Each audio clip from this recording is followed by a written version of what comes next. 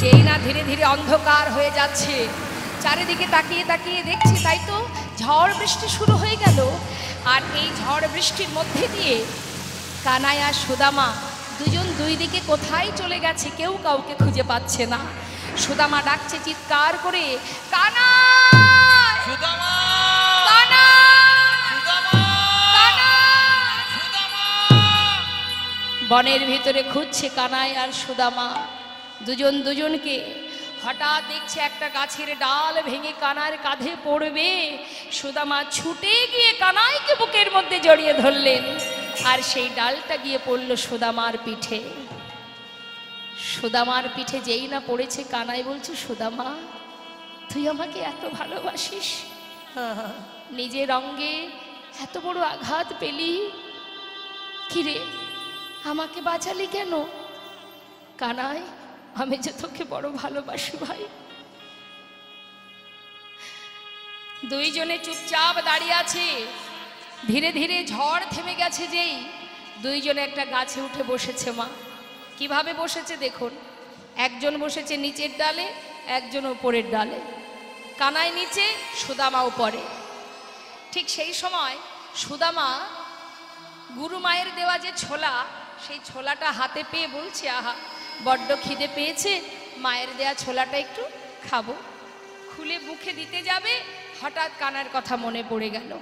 মা যে বলেছিল কানাইকে দিয়ে খেতে, এক কাজ করি, ও তো নিচের ডালে বসে আছে, আগে আমি কিছু খেয়ে নিই, ওর জন্য বাকিটা নিচে নেমে দিয়ে দেব। এই ভেবে একটা দুটো করে খাচ্ছে, আর সারা গা জলে ভিজে গেছে। মা ঠক ঠক করে কাঁপছে, আর ওই দুটো একটা মুখে দিচ্ছে, একটা দুটো নিচে পড়ে যাচ্ছে। এই করতে করতে ছোলা কিছু পড়ে গেছে, কিছু খাওয়া হয়ে গেছে। আর যখন ছোলাগুলো পড়ছে, কানাই তো নিচের ডালে, তার চোখের সামনে দিয়ে ছোলাগুলো নিচে পড়ছে, কানাই সেটা দেখতে পাচ্ছে। যেই না দেখেছে নিচে ছোলাগুলো পড়েছে, ভাবছে নিশ্চয়ই উপরের ডালে সুদামা ছোলা খাচ্ছে। গোবিন্দ সে তো বড় চতুর মা, হঠাৎ বলে উঠলেন, হ্যাঁ রে বন্ধু, এই বন্ধু বল, আমার না প্রচণ্ড খিদে পেয়েছে, মা যে ছোলা দিয়েছিল আমার জন্য আছে তো, একটু দে না। সুদামা বলছে, দাঁড়া কানাই। যেই না মা আঁচলের যে কোনায় বেঁধে রেখেছিল, যেই দেখেছে ছোলা নেই, বলবে কি এখন উপায়? মিথ্যা কথা বলেছিল। জানিস কানাই, ওই বনের ভিতরে কাঠ কুড়াতে কুড়াতে না কখন যে ছোলাগুলো পড়ে গেছে আমি নিজেও জানি না ভাই, একটা ছোলাও আর নেই। কানাই মনে মনে চিন্তা করলেন, তাহলে তুই আমাকে মিথ্যা কথা বললি? বেশ সুদামা, এই দিন দিন নয় রে, দিন আবার আসবে। জগতে সবার চোখে ফাঁকি দেওয়া যায় মা, তার চোখের ফাঁকি কেউ দিতে পারে না। আমি মনে করলাম রাতের অন্ধকারে ঘর থেকে কাউকে টেনে নিয়ে এসে বনে খুন করে দিলাম, চুরি করলাম, ডাকাতি করলাম, কেউ দেখতে পেল না, আমি মহৎ কাজ করলাম। জেনে রাখো, সময়ের অপেক্ষা, সময়ের অপেক্ষা, সময় হলেই বুঝতে পারবে। তার চোখের ফাঁকি কেউ দিতে পারে না। যার প্রমাণ হয়েছিল নবদ্বীপ ধামে, আমাদের সাক্ষাৎ প্রমাণ। দেখুন, নবদ্বীপের মাঝে মহাপ্রভু হরিনাম করতেন শ্রীবাসের ঘরে, আর শ্রীবাসের ঘরের সামনে দিয়ে নবদ্বীপের সেই সময় যারা পণ্ডিত ছিলেন, ব্রাহ্মণ পণ্ডিত, যার নাম ছিল চপল গোপাল, সেই চাপাল গোপাল কি করেছিল, ভবানী মায়ের পূজার শয্যা সব ছড়িয়ে ছিটিয়ে রেখেছিলেন দরজার সামনে। আর কি করেছিলেন না, একটি ছাগ মুন্ডু অর্থাৎ ছাগলের মুন্ডু, সেটাকে শ্রীবাসের ঘরের দরজায় টানিয়েছিলেন রাত্রের অন্ধকারে। মস্ত বড় ব্রাহ্মণ পণ্ডিত তো তিনি, নবদ্বীপের মধ্যে বড় পণ্ডিত ছিলেন। ভেবেছিলেন আমি যেটা করলাম কেউ তো দেখতে পেল না, সকাল হলেই সবাই যখন এই রাস্তা দিয়ে যাবে, যে দেখবে সেই ছিছা করবে আর বলবে যে শ্রীবাসের ঘরে নিমাই এসে হরিনাম করে না, কুকর্ম করে। এটাই ছিল তার ভাবনা চিন্তা। চলে গেল ঘরে, প্রভু অন্তরে জানতে পারলেন। জানতে পেরেও তিনি বিষয়টাকে চেপে দিয়ে শ্রীবাসকে বলছে, শ্রীবাস, আহা জানো আমার না আজ আর হরিনাম করতে ভালো লাগছে না, আজ আমি মায়ের কাছে ফিরে যাব, আমাকে একটু দরজাটা খুলে দাও তো, আমি চলে যাই। ঠিক আছে প্রভু, তুমি ঘরে থাকো, আমি দরজা খুলে আসছি। যেই না দরজা খুলেছে মা, দেখছে ভবানী মায়ের পূজার সজ্জা, মদের ভাণ্ড, ছাগ মণ্ড। তাই না দেখে শ্রীবাস চিৎকার করে কাঁদছে, বলছে আমি তো কারোর চরণে কখনো অপরাধ করিনি, তবে কে তুমি, এমন কুকর্ম করে গেলে আমার ঘরের কাছে। নিজে হাতে পরিষ্কার করছে আর মনে মনে ভাবছে, দেখুন বৈষ্ণবের মনোভাবটা কেমন হয় বাবা। মনে মনে চিন্তা করছে, না না, ওর কোনো দোষ নেই, ওর কোনো দোষ নেই, ও আমার ঘরের সামনে কুকর্ম করে আমাকে জানিয়ে গেছে শ্রীবাস তোমার ঘরে স্বয়ং মহাপ্রভু বিরাজমান, আমার মতো পাষণ্ড এখনো নবদ্বীপের এক কোণে পড়ে আছে, তুমি তোমার প্রভুকে বলে আমাকে কৃপা করে উদ্ধার করে দিতে বলো। নিজে হাতে পরিষ্কার করে যেই না ফিরেছে, মহাপ্রভু বলছে শ্রীবাস দরজা খুলতে দেরি হলো কেন? দয়াময়, সকালবেলা পথের ধারে যেই না দরজা খুলে দাঁড়িয়েছি, কত নবদ্বীপের বৈষ্ণব সমাজ, ব্রাহ্মণ পণ্ডিত, তারা গঙ্গা স্নানে যাচ্ছিলেন, তাই একটু প্রভাতে দাঁড়িয়ে দাঁড়িয়ে বৈষ্ণব দর্শন করছিলাম। ভগবান বললেন, বেশ, তুমি যখন আসল সত্যটা গোপন করলে শ্রীবাস, তুমি পরম বৈষ্ণব, তাই তুমি গোপন করেছ, কিন্তু যে সত্যটা তুমি গোপন করলে, এই সত্যটা একদিন জগতের সবাই জানতে পারবে। আপনারা এই লীলাটা নিশ্চয়ই শুনেছেন, চাপল গোপাল উদ্ধারের লীলাটি। অবশেষে তার গায়ে হয়েছে দুরারোগ্য ব্যাধি কুষ্ঠ। তার স্ত্রী তাকে ধরে নিয়ে শ্মশানে, ডোমপাড়াতে থেকে হারুয়া রামুয়াকে নিয়ে শ্মশানে চিতায় ওপরে তুলে দিয়েছিলেন। তারপরে জীবিত দেখে সেই ডোমপাড়া থেকে সেই হারুয়া রামুয়া তাকে চিতা থেকে নামিয়ে শ্মশানে, নবদ্বীপের ঘাটে ওই শ্মশানে তাকে রেখে চলে যায়। তাই মাগো, সময় না হলে কিন্তু অপরাধের সাজা পাওয়া যাবে না, তাই ভগবানের চোখের ফাঁকি কেউ দিতে পারবে না। গোবিন্দ বললেন, বেশ সুদামা, দিন তো একদিন নয়, আবারও দিন আসবে। চলে গেল কোনো কথা না বলে গুরু পাঠে। এদিকে সকাল হতে না হতেই ডাকছে, সুদামা এদিকে আয়। কাছে ডেকে নিয়ে বলছে, শোন, তুই আমাকে কতটা ভালোবাসিস? অনেক, আমার প্রাণের থেকে বেশি। আমি যদি কিছু চাই আমাকে দিবি? বেশ, তো বল কি চাস? আমার প্রাণটা নিবি? এক্ষুনি দিয়ে দেব। আরে না, প্রাণ দিতে হবে না। শোন, রন্ধনশালায় গুরুমা নাড়ু তৈরি করে রেখেছে, তুই তো জানিস আমি একটু নাড়ু খেতে ভালোবাসি, একটু নাড়ু এনে দিবি ভাই? সুদামা বলছি, কেন পারবো না, দাঁড়া তুই বস, আমি গুরুমাকে গিয়ে বলি, গুরুমা আমাকে দিলে তোকে দিয়ে দেব। না না, চুরি করে আনতে হবে, বলে আনলে হবে না। সে কি, আমি না বেদ অধ্যয়ন করি? আস্তে আস্তে, আমি না বেদ অধ্যয়ন করি? গুরুর কাছে আমার গুরুদেব আমাকে বলেছেন, যারা বেদ পাঠ করবে তারা কিন্তু মিথ্যা কথা বলতে পারবে না, তাদের বদলে যেন কখনো মিথ্যা কথা না আসে, যেন মিথ্যার প্রতি আপোষ না করে, মিথ্যাকে আশ্রয় না করে, সদা সত্য কথা, সৎ পথে চলা। তাই আমি কি করে চুরি করব? আমি তো চুরি বিদ্যা শিখিনি কানাই। দাঁড়া, আমি মাকে গিয়ে বলি। না না সুদামা, তুই তো আমার জন্য প্রাণ দিয়ে দিতে পারিস, আর দুটো নাড়ু এনে দিতে পারবি না? আচ্ছা ঠিক আছে, তুই বস, আমি যাচ্ছি, তবে আজ কিন্তু তোর জন্য চুরি করতে যাচ্ছি, মাথায় রাখিস আমি কিন্তু কোনোদিন চুরি করতে জানি না। দরজার কাছে বসে থাকবি, গুরুমা আসলে আমাকে একটু জানাস, কেমন? চললাম। কানাই বসে আছে দরজার কাছে, ভিতরে সুদামা ঢুকেছে। যেই না দুটি নাড়ু হাতে তুলেছে, এমন সময় দরজায় দাঁড়িয়ে দাঁড়িয়ে কানাই ডাকছে, গুরুমা শিগগিরই এসো। তুমি মনে করো আমি তোমার ঘরে নাড়ু চুরি করে খাই? আজ হাতে নাতে প্রমাণ, দেখে যাও কে তোমার ঘরে নাড়ু চুরি করে খায়। যেই না গুরুমা জানতে পারলেন, ছুটে এলেন, সুদামাকে আঘাত করলেন। সুদামা ঘর থেকে নিচে নেমে এসে সেই নাড়ু দুখানি ফেলে দিয়ে কানার কাছে এসে দাঁড়ালেন। কানাই, তুই আজ আমাকে অকারণে মায়ের কাছে মিথ্যা বানিয়ে দিলি, আমাকে চোর করে দিলি। কানাই, জানিস আমার মা বলে তুই নাকি ভগবান। আমরা তো সে চোখে তোকে কখনো দেখিনি, প্রাণের থেকে বেশি তোকে ভালোবাসি। যতদিন তুই বৃন্দাবনে ছিলি না, তোর জন্য পাগলের মতো ঘুরেছি। কানাই, আজ অকারণে মায়ের কাছে আমাকে চোর বানিয়ে দিলি ভাই।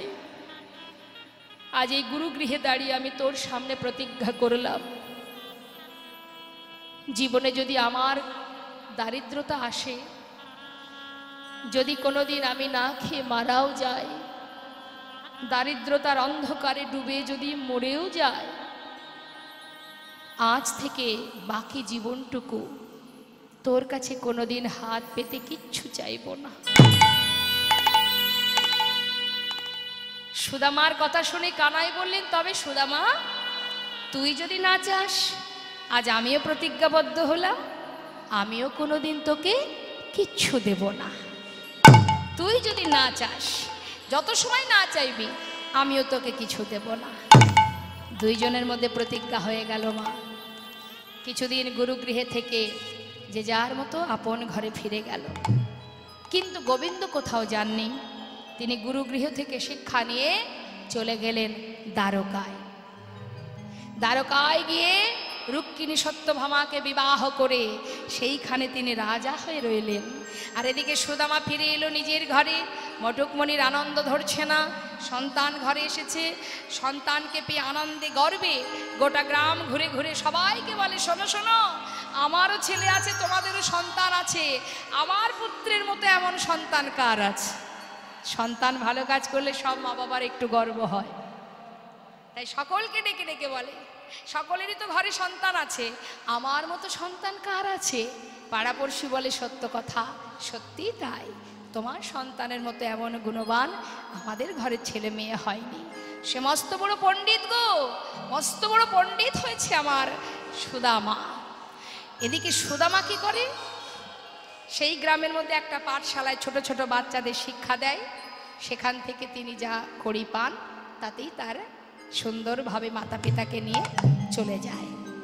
বিবাহের উপযুক্ত সময় হয়েছে, দেরি না করে তার মাতা পিতা সুকন্যার সন্ধান করে সন্তানের সঙ্গে বিবাহ দিলেন। উলুধ্বনি নিতাই গৌর হরিবোল হরিবোল।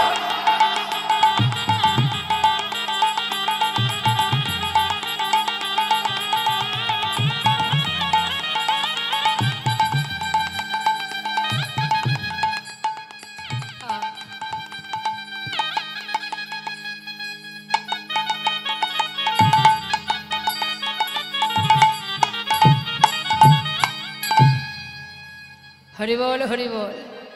নতুন বউ ঘরে এলো, আনন্দ মহা আনন্দ।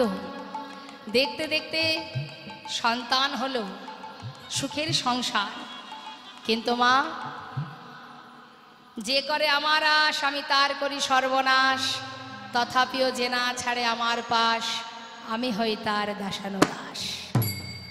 ভগবান ভক্তকে পদে পদে আঘাত করে। সুখ বেশি দিন থাকলো না বাবা। এত সুখের সংসার, দিন কেটে যায় মনের আনন্দে। ছেলে মেয়েদের সন্তানদের সাথে করে নিয়ে সুদামা যে পাঠশালা থেকে যা করি পায়, তাতে ভালোভাবেই তার সংসার চলে যায়। কিন্তু হলো কি, ভগবান ভক্তকে পরীক্ষা করার জন্য তার একটু একটু করে সমস্ত সুখ কেড়ে নিতে শুরু করলো। ভগবান ভক্তকে পদে পদে আঘাত করে। এ জগতে অনেকে আছে যারা ভগবানকে ভালোবেসে যদি কষ্ট পায়, অনেক ব্যক্তি আছে তারা আবার দেখবেন পাশের জনকে বলে, এত তো ভগবানকে ভালোবাসো তুমি, তাহলে তোমার জীবনে এত কষ্ট কিসের? জেনে রাখবেন, ভগবানকে ভালোবাসলে তাকে কষ্ট পেতে হবে। কেন কষ্ট পেতে হবে? ভগবান তাকেই কষ্ট দেন যাকে তিনি নিজের করে ভালোবাসেন। এই মায়ার যে বাঁধনগুলো আছে, এগুলো না কাটালে তো তিনি তার কাছে নিতে পারবেন না, সেই জন্যই কষ্ট দেন। আহা, যেমন একটা দৃষ্টান্ত দিই বাবা, আপনার বাড়ির সামনে ছোট ছোট বাচ্চারা যদি খেলা করে, তার মধ্যে আপনার বাচ্চাও খেলা করছে, এত সুন্দর খেলা করছে দেখে আপনি মনে প্রাণে খুশি। বাচ্চাদেরকে কিছু খাবার খাওয়াবেন বলে দোকান থেকে বা বাড়ি থেকে খাবার নিয়ে তাদেরকে যখন আপনি দেবেন, সবাইকে দেবেন না নিজের বাচ্চাকে দেবেন? সবাইকেই দেবেন, বেশ। কিন্তু যখন দেখবেন যে তাদের মধ্যে মারামারি বেড়ে গেছে, একে অপরকে মারামারি করছে, বা নিজের ছেলেটাও বা নিজের সন্তানও মারামারি করছে, তখন যদি আপনি ছুটে যান, তা সবাইকে ধরবেন না আগে নিজের বাচ্চার হাতটা ধরবেন? ধরবেন তো। নিজের বাচ্চার হাতটা ধরবেন এবং প্রয়োজনে তাকে হয়তো একটা চড়ও বসিয়ে দেবেন। বাচ্চা যখন বসে বসে কাঁদবে, কেন কাঁদবে? বাবা মেরেছে কি মা মেরেছে, হ্যাঁ? কিন্তু আপনি তো জানেন আপনি কেন তাকে মেরেছেন, যে তুমি অন্যায় করছো তাই আমি তোমাকে মারলাম, সেটা আপনি জানেন। বাচ্চা তো সেটা জানবে না, মা কেন মারলো, বাবা কেন মারলো। হরি বল। তা আমাদের অবস্থাও তাই। আমরা কষ্ট পেয়ে তার দিকে আঙুল তুলি, তুমি কেন কষ্ট দিলে? কিন্তু ভগবান তাকেই কষ্ট দেন যাকে তিনি নিজের করে ভালোবাসেন। আঘাত তিনি তাকেই দেন যাকে সর্বদাই চোখে চোখে রাখেন। হরি বল। আঘাত দিয়ে, যন্ত্রণা দিয়ে হৃদয় থেকে সমস্ত কালিমা দূরীভূত করে তাকে খাঁটি করে নেন। সেই জন্যই তিনি কষ্ট দেন। তুমি কষ্ট না পেলে তাকে তো ডাকবে না। সুখ পেলে আমরা ভগবানকে ডাকি না, কারণ আমরা বোকা। আমরা ভগবানকে তখনই ডাকি যখন আমাদের দুঃখ আসে, কষ্ট আসে, প্রয়োজনে ডাকি তাকে, প্রয়োজন না থাকলে ডাকি না। যখন কিছুই থাকে না তখন ভগবানকে ডাকি, যখন ভগবান সব কিছু দেন তখন বলি সময় কোথায়, তাকে ডাকার সময় নেই। সংসার ত্রিতাপ জ্বালার মধ্যে ডুবে আছি 24 ঘন্টা। ভগবান থাকে ঘরের কোণে। ঘর থেকে বেরিয়ে যাবার সময় যেজন কোনায় বসে থাকে তাকে বলে যায়, থাকলো ঘর সংসার তুমি দেখো। সে আপনার ঘর, আপনার সমস্ত কিছু সে লক্ষ্য করছে, দেখছে। আর আপনি যখন ঘরে ফিরবেন, যখন যেখানেই যান, ফিরে আসার পথে তার জন্য কিন্তু কিছু আনবেন না। বাজার থেকে খাবার কিনে আনার সময় বাড়ির মালিক যিনি, তিনি চিন্তা করেন বাড়িতে কতজন সদস্য, 5 জন কি 7 জন, যাই 5টা রসগোল্লা কিনে নিয়ে যাই। কিন্তু এই 5টা রসগোল্লার টাকাটা যিনি যোগান দেন, তার জন্য একটা রসগোল্লা আমরা বাড়িতে নিয়ে আসি না। কিন্তু চাইবার বেলায় দাও, রূপং দেহি, ধনং দেহি, পুত্রং দেহি, যশং দেহি, শুধু দিয়ে যাও। দেবার বেলায় কিছু নাই, দিতে জানতে হবে। তোমার কাছে ভগবান রাজভোগ চাইবে না। ক্ষীর সর ননি মাখন দিয়ে ভগবানকে পাওয়া যায় না বাবা। তাতে পেতে গেলে যদি তোমার কিছু না থাকে, যদি হৃদয় মাঝে শুদ্ধ ভক্তি থাকে, শুদ্ধ ভক্তি, পবিত্র ভক্তি, যে ভক্তির ভিতরে কোনো গলদ থাকবে না, যে ভক্তির ভিতরে কোনো রকম কোনো খাত থাকবে না, শুধুমাত্র নিষ্ঠা ভক্তি দিয়ে তাকে ভালোবাসতে হবে। হে দয়াময়, তুমি আমার সব, তুমি ছাড়া আমার আর কেউ নাই। আপদে বিপদে তুমি আমার। দেখুন মা, রাম অবতারের কথা একটু বলি। রাম অবতারে সবরই লাঞ্ছিত গঞ্জিত,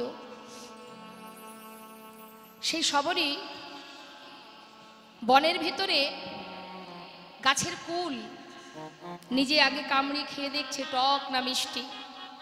অর্ধেকটা খেয়েছে আর বাকি অর্ধেক কুলটা মিষ্টি দেখে পাত্রে রেখে দিয়েছে। কেন? রাম আসবে, কুলটা খাবে, তার জন্য গুছিয়ে রাখছে, রাম এসে খাবে। আর সেই এঁঠো কুল গুছিয়ে রেখেছে, বন থেকে ফুল তুলে যে পথে আমার রাম ঢুকবে সেই পথের চারিধারে ফুলের পাপড়ি ছড়িয়ে রেখেছে। রাম পায়ে ব্যথা লাগবে, তাই ঘরে যাতে আসতে গেলে ব্যথা না লাগে, বন থেকে ফুল তুলে ফল তুলে রামের সেবা দিয়েছিলেন সবরই। তোমার যা আছে সেটাই সেবা দাও, তাতে কোনো দুঃখ নেই। তুমি ভাবছো ভগবানকে সেবা দেব, একটা রান্না, যে কোনো কিছু একটা রান্না করতে গেলে 5 রকম ফোড়নের মধ্যে 2 রকম নেই, দরকার নেই। যা আছে সেটাই দাও, তাতেই ভগবান খুশি, তিনি সেবা করেন তোমার শুদ্ধ ভক্তি, আর কিছু নয়। তার একটা ছোট্ট প্রমাণ আপনাদের দিই, শুনুন। বেশি দূর নয়, আপনারা গিয়েও দেখে আসতে পারেন। শ্রীখণ্ড নিবাসী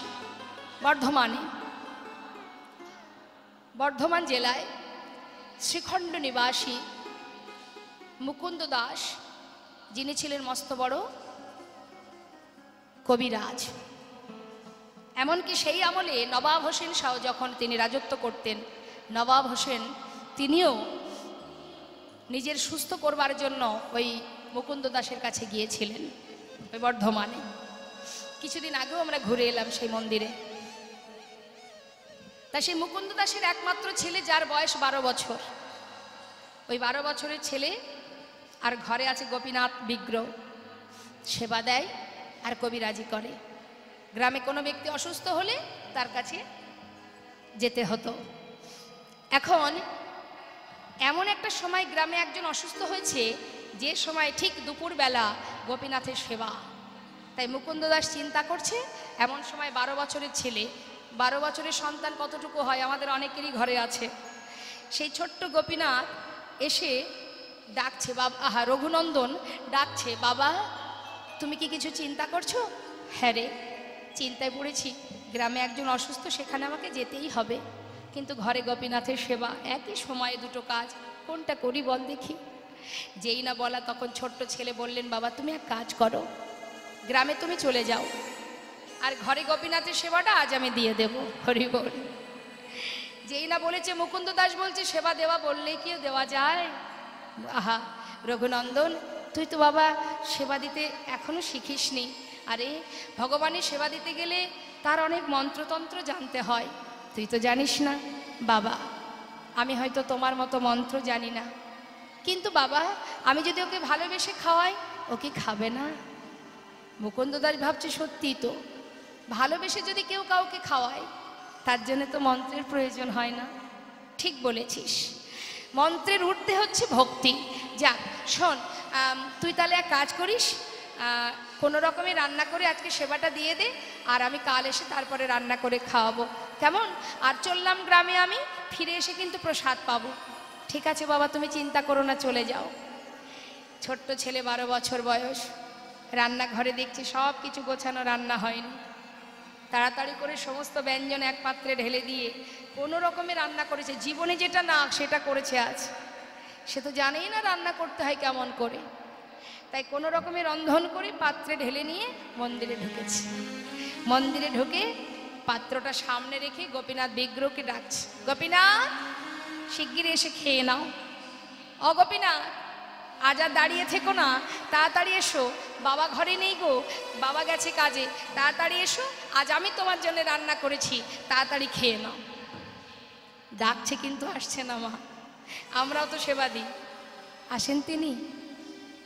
আসে না, কারণ আমরা ডাকতে জানি না। আসছে না দেখে সে চিন্তা করছে, কি ব্যাপার, আসছে না কেন? তবে আমার কি কোনো ভুল হলো? চারিদিকে তাকিয়ে দেখছে না, দরজাটা খোলা আছে। বাবা যখন খেতে দেয় তখন দরজা বন্ধ করে দেয়। দাঁড়াও দাঁড়াও গোপীনাথ দাঁড়াও, ছুটে গিয়ে দরজা বন্ধ করে দিয়ে এলো। ও গোপীনাথ আর দেরি করো না, এবার এসো। জানো কত কষ্ট করে রান্না করেছি আমি, কোনো দিন রান্না করিনি, আজই প্রথম তোমার জন্য করেছি, এসো।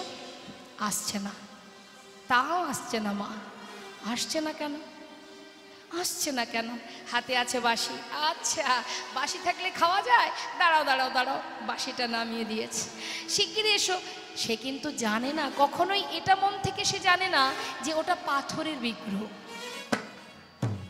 এইখানেই ভক্তিটা লুকিয়ে আছে মা। আপনি রাজভোগ সামনে দেবেন আর মনে মনে ভাববেন ওটা তো চিত্রপট, তাহলে আপনার সেবা বৃথা। সে কখনোই জানে না যে ওটা অন্য একটা পাথর, একটা বিগ্রহ। সে জানে আমি যেমন বাবার সন্তান, ও আমার বাবার সন্তান, এটাই জানে। নিজের জন আপন জন। ডাকছে, আসছে না, কি ব্যাপার, তুমি আসবে না? কি মনে করেছো? কি রেগে যাচ্ছে মা আস্তে আস্তে, কি ভেবেছো তুমি? হ্যাঁ আসবে না? কি মনে করেছো বাবা ঘরে নেই বলে আসবে না? সোনা গোপীনাথ, আমি যখন না খাই বাবা আমাকে লাঠি দিয়ে মেরে মেরে খাওয়ায়। ভালো চাও চলে এসো, না হলে ছুটে গিয়ে বনের ভিতর থেকে একটা ডাল মানে একটা লাঠি সেটাকে নিয়ে মন্দিরে ঢুকেছে। মন্দিরে ঢুকে বলছে, গোপীনাথ ভালো চাও চলে এসো, নাহলে এই যে হাতে দেখতে পাচ্ছ এই লাঠি দিয়ে ঠিক বাবা যেমন আমাকে মেরে মেরে খাওয়ায় আমি তোমাকে মেরে মেরে নিয়ে আসবো। ছোট্ট বালক 12 বছরের শিশু, তার ভক্তি দেখে ভগবান পাথরের মধ্যে পাথর হয়ে আর থাকতে পারছে না। উপায় নেই, পরিপূর্ণ যদি ভক্তি পরিপূর্ণ হয়, ভক্তি পরিপূর্ণ হলে ভগবানের সাধ্য নেই দূরে থাকার। ভক্তকে দর্শন দেবার জন্য পাথর থেকে সচল মূর্তি ধারণ করলেন। পাতা আসনে এসে বসেছে, মৃদু মৃদু হাসছে রঘুনন্দন আর মনে মনে বলছে, দেখেছো লাঠির ভয় না দেখালে আসতো না। তাড়াতাড়ি খেয়ে নাও, আজ কিন্তু বাবা রান্না করেনি, আমি করেছি, জানি না কেমন হয়েছে, একটু কষ্ট করে খেয়ে নাও, কাল বাবা ভালো করে রান্না করে খাওয়াবো। বদনে দিয়েছি, কেমন হয়েছে? খুব ভালো। মনে মনে বলছে, ভক্ত তুমি জানো না, ভক্ত যদি ভালোবেসে রান্না করে সেটা খারাপ হবে কি করে? এতে যে অনেক ভক্তি মিশ্রিত আছে, আমার কাছে এই যে অমৃত। এতদিন এখানে আছি, কোনোদিন এমন রন্ধন আমি পাইনি। তোমার হাতে রান্না পেয়ে আজ আমি ধন্য। সেবা করছি, মনের আনন্দে সেবা করতে করতে পাত্রে প্রায় যে শেষ হতে চলেছে সেদিকে তার লক্ষ্য নেই। ভক্তের হাতে রান্না পেয়ে আজ গোবিন্দ মনের আনন্দে সেবা করছে। হঠাৎ দেখছে পাত্রে সবই শেষ, অবশিষ্ট একটু আছে, সেটা নিয়ে যেই না মুখে দিতে যাবে হঠাৎ হাতটা চেপে ধরলেন। দাঁড়াও গোপীনাথ, আর খেও না, সবই তো খেয়ে নিচ্ছ, এখনো আমি খাইনি, আমার বাবা খাইনি, সবটুকু যদি তুমি খেয়ে নেবে আমরা কি খাবো? ভগবান মৃদু হেসে বললেন, জানো আজ না তোমার হাতে রান্না পেয়ে আমি সবার কথাই ভুলে গিয়েছিলাম। আচ্ছা ঠিক আছে, আমার হাতে যেটুকু আছে এটুকু আমি তোমার জন্য রেখে গেলাম। বেশি তো ছিল না মা। ভগবান বিগ্রহে মিলিত হলেন, আর যেটুকু ছিল নিজে সেবা করে পাত্রটা ধুয়ে তুলে রেখেছে। এদিকে ঠিক সময় মতো মুকুন্দ দাস গ্রামের কাজ সেরে ঘরে ঢুকেছে। রঘুনন্দন, বলো বাবা। কিরে, ঠিকঠাক গোপীনাথের সেবা দিয়েছিস, ভোগ দিয়েছিস তো? হ্যাঁ হ্যাঁ, তোমাকে চিন্তা করতে হবে না। যাক, আমাকে বাঁচালি বাবা। জানিস আমি বড় চিন্তায় ছিলাম, আমার বড় কাজটা তুই করে দিয়েছিস। যাকগে, অনেক কষ্ট হয়ে গেছে আমার, এবার একটু কিছু প্রসাদ দে, আমি একটু খেয়ে নিই, বড্ড খিদে পেয়েছি। বাবা আজ না প্রসাদ নেই। কেন? কোনো ভক্ত এসেছিল? কেউ আসেনি, ভাগ্যে সাতটা চেপে ধরেছিলাম, আমার জন্য একটু রেখেছিল, সেটা আমি খেয়ে নিয়েছি। মানে কে খেয়েছে? কে আর? তোমার ওই গোপীনাথই তো সব খেয়ে নিচ্ছিল। গোপীনাথ খেয়েছে? এটা কি করে সম্ভব? প্রতিদিন তো আমি সেবা দিচ্ছি, সে তো কখনো আসে না। আর আজ আমি ঘরে নেই, আমার ছেলে না, মিথ্যা কথা বলছে। কি করে হতে পারে? সে তো পাথর, কথা বলতে পারে না। যার যেমন ভাব, একটা কথা আছে না, তার তেমন লাভ। সে তো পাথর, সে কি করে খাবে? আমার ছেলে নিজে খেয়ে ওই বিগ্রহের নামে দোষ দিচ্ছে। না, এটা তো অপরাধ, এটা অন্যায়, এর উপযুক্ত সাজা দিতে হবে। কি সাজা দেবে বাবা? পরের দিন সকালবেলা ছেলেকে ডাকছে, রঘুনন্দন বাবা, জানিস তো আমাকে আজও যেতে হবে গ্রামের কাজে, তো তুই এক কাজ কর, আজ আর রান্না করতে হবে না, ঘরে নাড়ু তৈরি করা আছে, গোপীনাথ নাড়ু খেতে ভালোবাসে, তুই আজকে নাড়ুটা ভোগ দিয়ে দিস। ঠিক আছে বাবা, তুমি চিন্তা করো না, তুমি চলে যাও। মুকুন্দ দাস কিন্তু কোথাও যায়নি মা, মন্দিরের পিছনে দেয়ালে কান পেতে আছে, আর মনে মনে ভাবছে, আজ আমি জানতে চাই আমার ছেলে যখন মন্দিরে যাবে আর কারোর কণ্ঠ শোনা যায় কিনা। এদিকে পাত্রটাই নাড়ু সাজিয়ে নিয়ে মন্দিরে ঢুকে ডাকছে, গোপীনাথ কাল এসেছিলাম, চিনতে পারছো তো? আজও এসেছি জানো, আজও বাবার কাজ শেষ হয়নি, তাই আজ এলাম। তুমি নাকি নাড়ু খেতে ভালোবাসো, বাবা তোমার জন্য নাড়ু করে পাঠিয়েছে, শিগগিরই এসো, আজ কিন্তু আর ডাকতে পারবো না। ভগবান পাথর থেকে সচল মূর্তি ধারণ করলেন, করে বলছে, ভক্ত কেউ যদি ডাকার মতো আমাকে ডাকতে পারে, তার একটি ডাক যদি আমার কানে পৌঁছায়, সে যদি কখনো আমাকে ভুলেও যায়, আমি জনম জনম সেই ভক্তকে আর ভুলি না। দেবন তোমাকে আর ডাকতে হবে না, এই তো চলে এসেছি। পাতা আসনে বসেছে, আমার জন্য নাড়ু করেছো? আমি করিনি, বাবা পাঠিয়েছে। মনে মনে চিন্তা করছে, বাবাই করুক আর যেই করুক, আমার ভক্তের হাতে ছোঁয়া তো লেগে আছে। মুখে দিয়েছে মা। পাশে দাঁড়িয়ে রঘুনন্দন ভাবছি, আচ্ছা কালকের মতো দাঁড়িয়ে থাকি আর তুমি একটা একটা করে খেয়ে নেবে, আমি আজ তা হতে দেব না। তুমি যেমন খাবে আমিও আমার ভাগেরটা খাবো, এই ভেবে একটা নাড়ু তুলে নিয়েছি। তুলে নিয়ে মুখে দিয়েছি, অর্ধেকটা খেয়েছি। খাবার পর যখনই ভালো লেগেছে, বাকি অর্ধেক এঁঠো নাড়ু গোপীনাথের মুখের কাছে ধরেছি। খেয়ে দেখো গোপীনাথ, কি সুস্বাদু, বাবা করেছে না। এঁঠো নাড়ুটা মুখের কাছে দেখে ভগবান নয়নের জলে বুক ভাসিয়ে কাঁদছে, আর মনে মনে বলছে, ভক্ত এত ভালোবাসো তুমি আমাকে, নিজের মুখের এঁঠো নাড়ু দিতে তোমার দ্বিধা হলো না। এমন ভালোবাসা। চোখে জল দেখে রঘুনন্দন বলছে, গোপীনাথ তুমি কাঁদছো কেন? আমার এঁঠো নাড়ু দেখে? আসলে কি জানো, আমার ভালো লেগেছিল বলেই তোমায় দিয়েছিলাম। ঠিক আছে, কেঁদো না, আমি আর দেব না। ভগবান বললেন, আমি সেজন্য কাঁদছি না ভক্ত, আমি কাঁদছি কেন জানো? তুমি যদি ওই এঁঠো নাড়ুটা আমাকে খাওয়াতে পারো, তবে কি আমার প্রসাদী নাড়ুটা আমি তোমাকে খাওয়াতে পারি। রঘুনন্দন বলছে, বেশ তো, তাহলে তুমি আমাকে খাওয়াও, আমি তোমাকে খাওয়াই। দুইজনের মধ্যে ভক্ত ভগবানের মধুর লীলা। দুজন দুজনকে খাওয়াচ্ছে। ভগবান তার প্রসাদী নাড়ু দিচ্ছে ভক্তের বদনে, আর ভক্ত তার এঁঠো নাড়ু দিচ্ছে ভগবানের বদনে। ভক্ত ভগবানের মধুর মিলন, মধুর ভালোবাসা। হরি বল, হরি বল।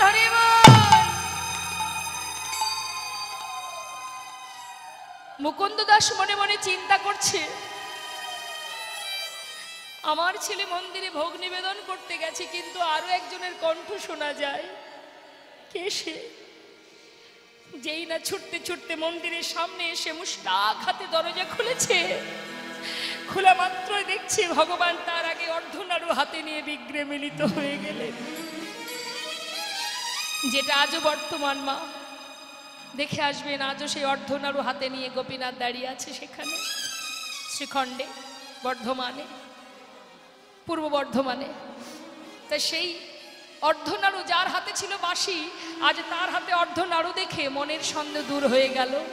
সন্তানকে বুকে জড়িয়ে ধরলেন, জড়িয়ে ধরে বললেন, রঘুনন্দন এতদিন আমি যাকে দেখতে পেলাম না, আজ তুই একদিনে তার দর্শন পেলি।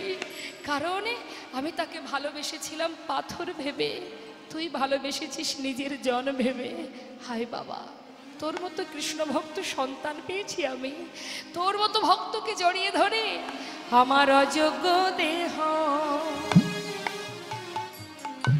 আমি যোগ্য করি, আমার অযোগ্য দেহ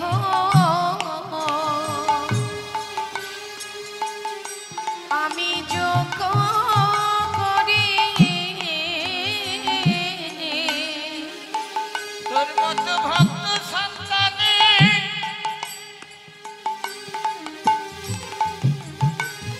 আমি জড়াই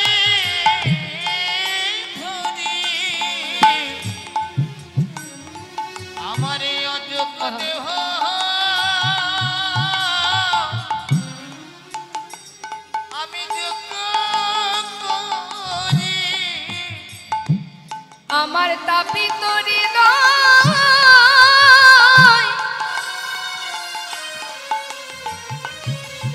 আমি শীতল করি, আমার মানব দেহ আমি ধন্য করি। নিতাই গৌর হরিবল হরিবল হরিবল।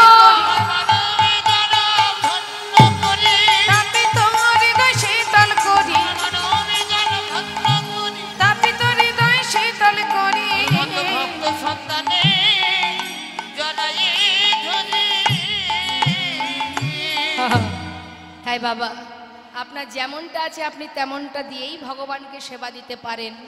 তার জন্য ধন ঐশ্বর্যের প্রয়োজন হয় না, তাকে সরল সুবুদ্ধি দিয়ে শুদ্ধ ভক্তি দিয়েই বাঁধা যায়।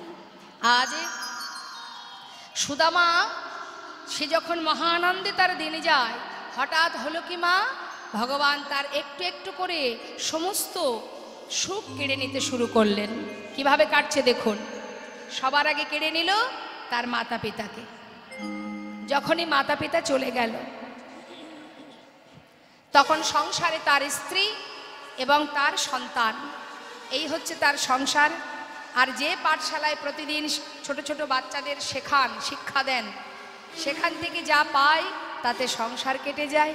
কিছুদিনের মধ্যে, আস্তে কথা নয়, কিছুদিনের ভিতর ধীরে ধীরে তার ওই পাঠশালাটাও বন্ধ হয়ে গেল। যেই না পাঠশালা বন্ধ হয়ে গেল মা, অবশেষে ভিক্ষার ঝুলি সুদামার কাঁধে উঠে গেল। ভিক্ষার ঝুলি কাঁধে নিয়ে সুদামা দাঁড়ে দাঁড়ে ভিক্ষা করে, আর তার মুখে কি কৃষ্ণ নাম, সর্বদাই মুখে কৃষ্ণ কৃষ্ণ কৃষ্ণ। কিন্তু ভিক্ষায় প্রতিদিন যায় দেখে, গ্রামবাসীরা একই ভিখারিকে প্রতিদিন দেখে কোনোদিন দেয় কোনোদিন দেয় না, কোনোদিন দেয় কোনোদিন দেয় না। যেদিন পায় সেদিন ছেলে মেয়ের সঙ্গে নিয়ে সুখে স্বাচ্ছন্দ্যে তার দিন কাটে, যেদিন পায় না সেদিন মুখে কৃষ্ণ কৃষ্ণ বলে দিন কাটে। দেখতে দেখতে পিতৃ সম্পদ বলতে যা ছিল তার একটু একটু করে সব শেষ হয়ে গেল। অবশেষে সর্বহারা হয়ে গাছতলা সার হয়ে গেল।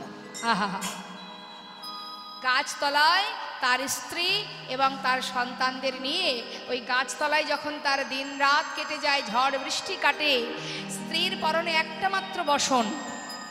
মাগো, যে স্ত্রীকে নিয়ে তার সংসার, যার নাম হলো সুশীলা, যিনি শিবের পূজা করতেন বিবাহের আগে, আর প্রভুর কাছে বলতেন, প্রভু যদি কখনো তুমি স্বামীর সংসারে আমাকে পাঠাও, এমন সংসারে আমায় পাঠাবে যে কিনা, যার অর্থ যদি নাও থাকে দুঃখ নেই, কিন্তু সে যেন সত্যবাদী হয়, যেন কখনো মিথ্যা কথা না বলে। পেয়েছেও তাই, সুদামা কখনো মিথ্যা কথা বলতেন না। আর সুশীলার অঙ্গে একটা মাত্র বসন, সেই বসনের সর্বত্রে ছেঁড়া, তাতেও তার দুঃখ ছিল না। সন্তানদের অঙ্গে কোনো বসন ছিল না। গাছতলায় ঝড় বৃষ্টি নিয়ে দিন কাটে তার, ভিক্ষা করে আনে, তাতেই সংসার কাটে, কোনোদিন পায় পায় না। একদিন তার স্ত্রী সুশীলা বললে, স্বামী শুনেছি তোমার বন্ধু সে নাকি ভগবান, আবার এও শুনেছি সে নাকি দ্বারকার রাজা। স্বামী পারবে তোমার বন্ধুর কাছে থেকে আমাদের জন্য কিছু চেয়ে নিয়ে আসতে? সুদামা বলছে, সুশীলা তুমি যা বলেছো বলেছো, আর বলো না। কেন জানো, আমি গুরুকুলে আমি আমার বন্ধুর সামনে দাঁড়িয়ে প্রতিজ্ঞা করেছি, জীবনে দারিদ্রতার অন্ধকারে ডুবে মরে গেলেও কোনোদিন ওর কাছে আমি কিছু চাইতে পারবো না। তাই তুমি আমাকে চাইতে বলো না সুশীলা, আমি পারবো না। স্বামী বেশ, আমাদের জন্য না হোক, সন্তানদের জন্য কিছু চেয়ে নিয়ে এসো। না, আমি তাও পারবো না। স্বামী ঠিক আছে, তুমি যদি কিছু চাইতে না পারো দরকার নেই, চাইবার কোনো প্রয়োজন নেই। স্বামী তোমাকে একটা কথা বলি, যাকে তুমি এত ভালোবাসো, তোমার কি তাকে দেখতে মন চায় না? চাই, কিন্তু আমি তো দিনহীন কাঙাল, আর সে তো দ্বারকা রাজা। আমার মতো কাঙাল বন্ধুর কথা তার কি আর মনে আছে? স্বামী, একবার যেই দেখো। শোনো, কিচ্ছু চাইতে হবে না। যাকে তুমি এত ভালোবাসো, যদি তার মুখটা তুমি একবার দেখতে পাও, একটু হলেও তো তুমি শান্তি পাবে। কত বছর চলে গেল, তুমি তাকে দেখোনি। যাও স্বামী, আমি তোমায় বলছি, সুশীলা, তুমি আমার মনের কথা বলেছ, দেখতে তো আমার মন চায়, কিন্তু আমি কি করে যাব সেখানে? কেন? দেখো, কোনো বন্ধু যদি মাঝে সাঝে বন্ধুর বাড়ি যায়, সে খালি হাতে গেলেও তাতে কোনো সমস্যা নেই, কিন্তু এত বছর পরে আমি বন্ধুর বাড়ি যাব, বন্ধুর জন্য যদি কিছু নিয়ে যেতে না পারি। স্বামী, বেশ, আমি যদি কোনো উপায় করে দিই, পারবে সুশীলা? সত্যি পারবে? যদি তুমি পারো, যদি কিছু এনে দিতে পারো উপায়,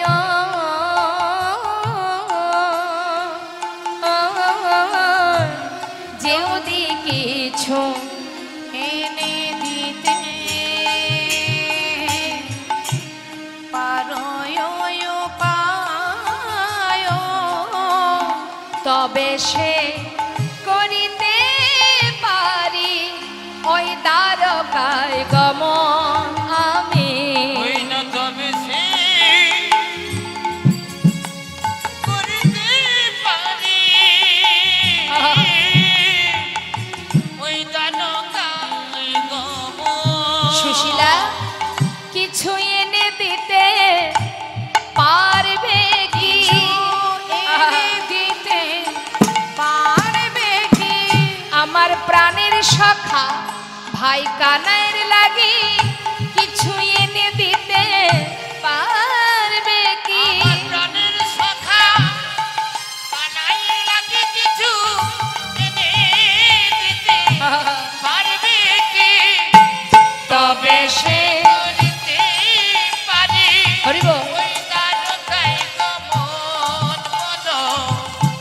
তবে সে করিতে পারি দ্বারকায় গমন। হরিবল। সুশীলা বলছে, স্বামী কেন পারবো না? তুমি ঘরে থাকো, আমি দেখছি কি করা যায়। বিলম্ব না করে আস্তে আস্তে কথা হচ্ছে, আস্তে বিলম্ব না করে এবার স্বামীকে ঘরে রেখে সুশীলা বাহির হলো। মা সুশীলা বাহির হয়ে আঁচল পেতে দাঁড়ে দাঁড়ে ভিক্ষা করতে শুরু করলেন। ভাবুন, যিনি ধনী পরিবারের কন্যা, আজ গোবিন্দ সেবার জন্য দাঁড়ে দাঁড়ে ভিক্ষা করছে। সকলে দাঁড়ে দাঁড়ে গিয়ে বলছে, আমায় ভিক্ষা দাও গো নগরবাসী, ভিক্ষা দাও আমায়, ভিক্ষা দাও গো নগরবাসী, জনিতা, ভিক্ষা দাও আমায়, আমায় ভিক্ষা দাও গো নগরবাসী, কিছু ভিক্ষা দাও আমায়। আমায় ভিক্ষা দাও গো ও নগরবাসী। এখন বসুন, সবাই শেষে দেবেন, এখন আসতে হবে। কিছু ভিক্ষা দাও আমায় ভিক্ষা দাও গো নগরবাসী, ভিক্ষা দাও আমায়। ওগো তোমাদের ওই না ভিক্ষার দেবো।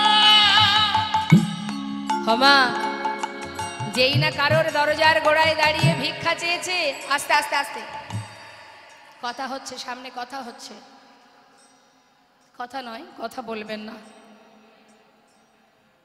এখন আসতে হবে না মা, সবাই শেষে দেবেন, এখন আসতে বসুন, শেষে দেবেন।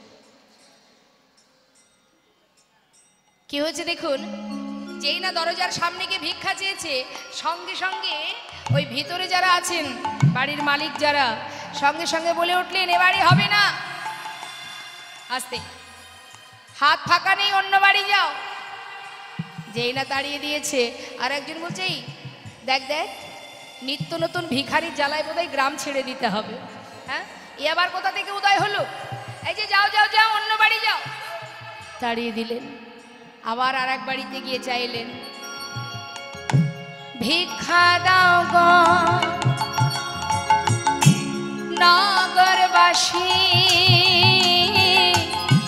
ভিক্ষা দাও আমার, তোমরা ভিক্ষা দাও গো নগরবাসী, ভিক্ষা দাও আমায়। সে বাড়ি থেকে বলে উঠলো, আরে এদিকে এদিকে, এই বউটাকে কোথায় দেখেছি দেখেছি মনে হচ্ছে। সুদামার বউ? হ্যাঁ, আচ্ছা, নিজে ভিক্ষা করে কিছু পায় না, তাই বউটাকে রাস্তায় নামিয়ে দিল। এই যে যার স্বামী এত সত্যবাদী, তাকে ভিক্ষা করে খেতে হবে কেন? আমরা অনেক কষ্ট করে রোজগার করি, ভিক্ষা করে নয়। এ বাড়ি হবে না, অন্য বাড়ি যাও। আবার তাড়িয়ে দিচ্ছি। সুশীলা বললে, দেখো আমার স্বামী যেমন সত্য কথা বলে, আমি তার স্ত্রী, আমিও তোমাদের আর সত্য বলছি। আজকের যে ভিক্ষা, এই ভিক্ষা আমরা কেউই খাবো না। আজ আমি ভিক্ষা করতে এসেছি কেন জানো? ওগো তোমাদের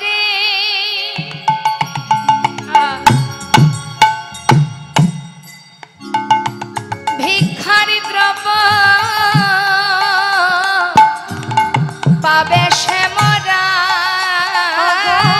তোমাদের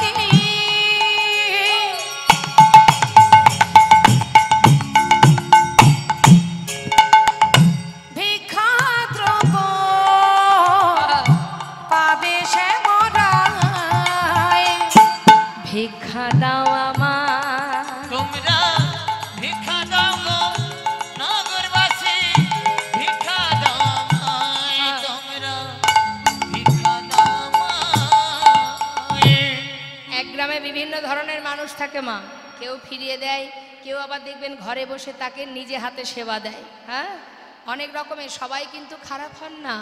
আর ভিখারি এলে আসতে, ভিখারি এলে কখনো ফিরিয়ে দেবেন না, ভালো করে জেনে রাখুন কথাগুলো। কেন বলুন তো?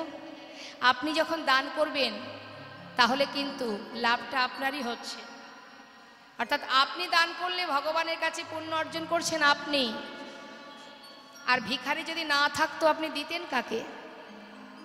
আপনার অনেক আছে, কিন্তু দেওয়ার পাত্র না থাকলে দেবেন কোথায়?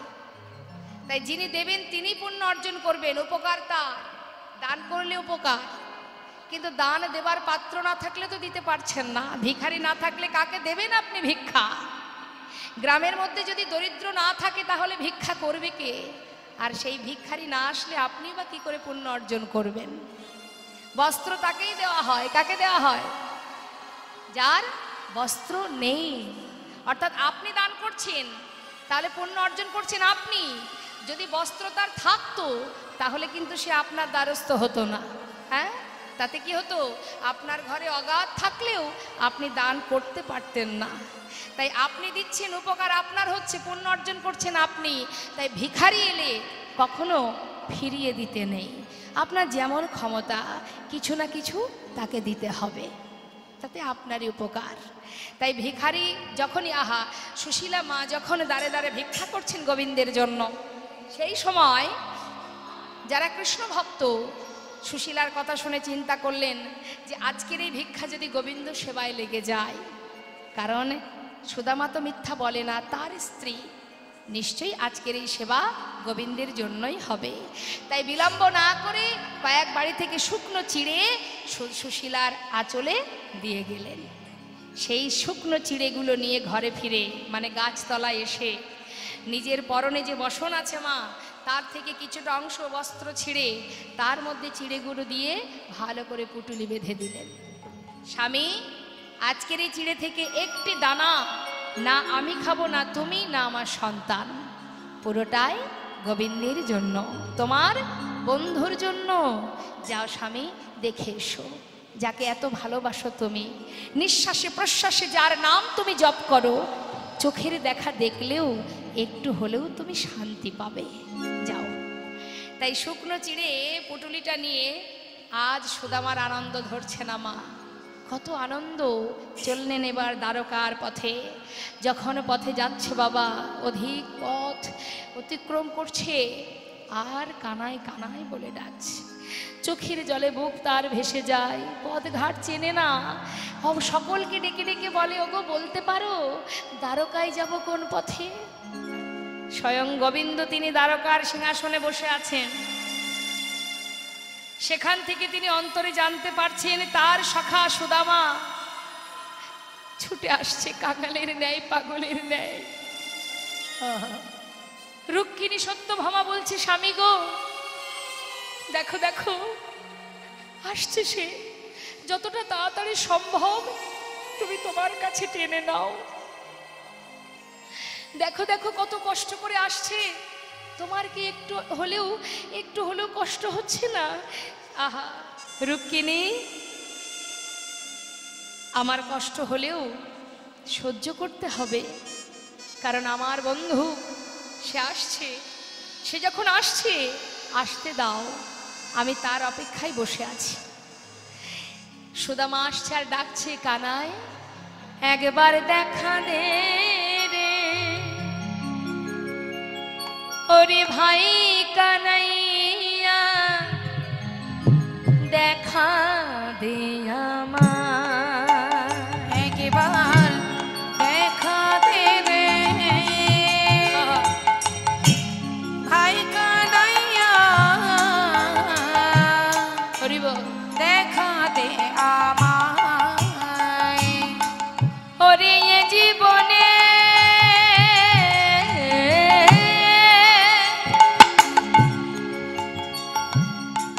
কত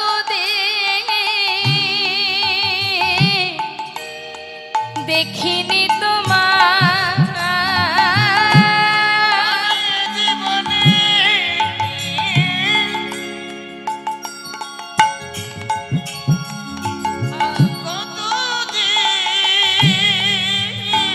হরিব দেখিনি তোমার,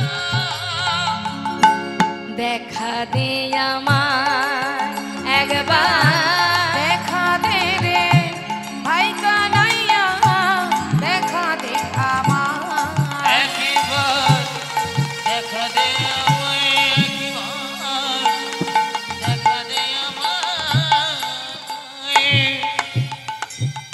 দ্বারকা এসে পৌঁছালো বাবা। রাজপ্রাসাদ দর্শন করে দূর থেকে সুদামা চিন্তা করছেন, আমার বন্ধু এত বড় রাজ্যের রাজা, আমার মতো কাঙাল বন্ধুর কথা ওর কি আর মনে আছে? আহা, যে রাজভোগ সেবা করে, রাজ সুখে দিন কাটায়, তার কাছে আমি যাব কি করে? যদি চিনতে না পারে তবে কি আমি ফিরে যাব? না না, তা কেন যাব?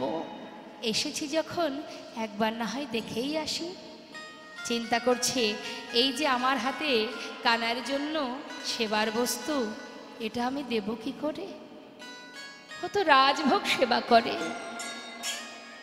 আমার আনা শুকনো চিড়ে আমি কি করে দেব তাকে? না, আমি দেব না, আমি দিতে পারবো না। তাই চিড়ের পুটুলিটা ভালো করে নিজের কাপড়ের মধ্যে লুকিয়ে রেখেছি। এসে পৌঁছালো দ্বারে, দাঁড়িয়ে আছে দোয়ারপাল। এই দাঁড়ি দাঁড়ি, আমাকে একটু ভিতরে যেতে দে না। दारी जिज्ञासा करछे कौन हो तुम, कहाँ से आए हो, तुम्हारा नाम क्या है? देख আমাকে চিনবি না, আমি বৃন্দাবন থেকে আসছি। এই দাঁড়ি, আমাকে একটু ভেতরে যেতে দে। আচ্ছা তোদের এই যে রাজা, এখানে কি আমার কানাই আছে? द्वारपाल बोलছে देखो इधर कोई कानाई वानाई नहीं है। ये जो राजा है ना उसका नाम है कृष्ण। कृष्ण अरे अरे জানিস দারি যে কৃষ্ণ সেই তো সুদামা, আহা সেই তো কানাই, আমাকে একটু যেতে দে, আমি ভিতরে যাব। ঘাড় ধাক্কা দিয়ে সরিয়ে দিলেন। আবার সুদামা উঠে দাঁড়ালেন, দাঁড়ি একটু যেতে দে, ও যে আমার শিশুকালের বন্ধু, আমাকে যেতে দে। সকলে মৃদু হাসছে আর মনে মনে ভাবছে কোথা থেকে এক পাগল, সে কিনা আমাদের রাজার বন্ধু। সকলে অট্ট হাসি হাসছে। মা লীলার পাশে মহাজন বললেন, দেখো দেখো এ গরিবি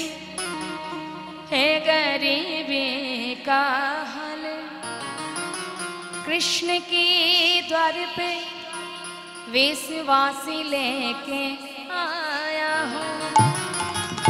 बचपन की यार है मेरा शाम, यही सोच के आस करके आया हूँ। अरे द्वार पालो उसका नया से कह दो, अरे द्वार अरे द्वार पालो कन्हैया से कह दो कि द्वार पे सुदामा करीब आ गया है।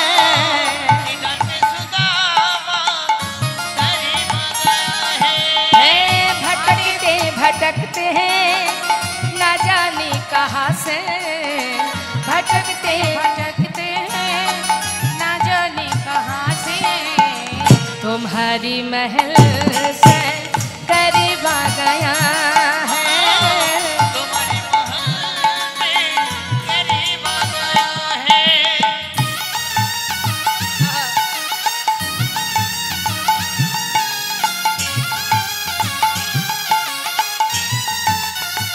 हरि बोल।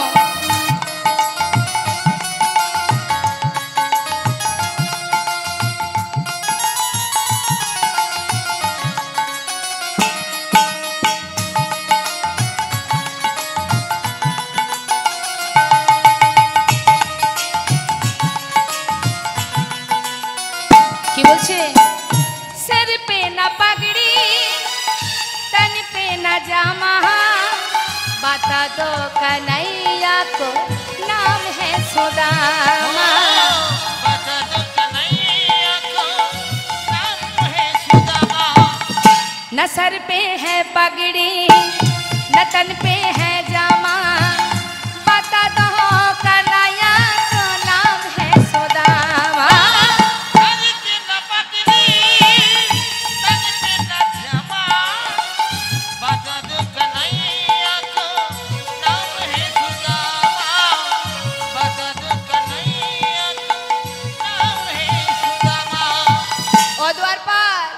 एक बार जाके कन्हैया से कह दो, एक बार जाके कन्हैया से कह दो कि द्वार पे सुदामा करीब आ गया है। इधर पे सुदामा करीब आ गया है। यारे द्वार कन्हैया से कह दो, अरे द्वार पालो कन्हैया से कह दो, इधर पे सुदामा हरि बोल दाई गौर हरि बोल गौर हरि बोल।